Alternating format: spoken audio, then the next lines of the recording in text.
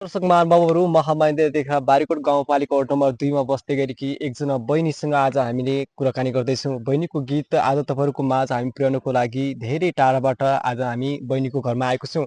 बहिनीले साह्रै मिठो गीत गाउनुहुन्छ भन्ने कुरा सुनिसकेपछि आज हाम्रो टिम यहाँ आएको छ।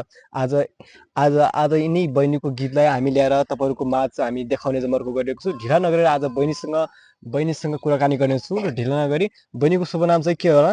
जुनबिका। जुनबिका हुनुहुन्छ बारीकोट गाउँपालिकादेखि है। अनि अहिले तपाईँ कति क्लासमा पढ्दै हुनुहुन्छ? अहिले 6 क्लासमा पढ्दै हुनुहुन्छ। अनि तपाईँको अहिले एज कति भयो? 12 12 वर्षको एज छ। पढाइले चाहिँ नियन्त्रण ध्यान दिनु भएको छ। भोलि गएर तपाईँ गायिका बन्ने सपना चाहिँ छ है? हजुर। अनि तपाईँको बुवा मम्मीले चाहिँ कतिको माया गरिरहनु भएको छ त? धेरै। तपाईँले चाहिँ ड्याडी मम्मी भनेर हुनुहुन्छ कि मम्मी ड्याडी अथवा आमा बुवा भनेर बोलाउनुहुन्छ त? मम्मी ड्याडी भनेर बोलाउनुहुन्छ है। अब दर्शकलाई कस्तो खालको गीत सुनाउन चाहनुहुन्छ त? आज दर्शकले चाहिँ तपाईँको गीत सुन्नको लागि धेरैजना दर्शकहरू आज हामीसँग जोडिनु भएको छ। जतिजना दर्शकहरू जोडिनु भएको छ र धेरैले चाहिँ आज तपाईँको गीत सुन्न चाहनुहुन्छ।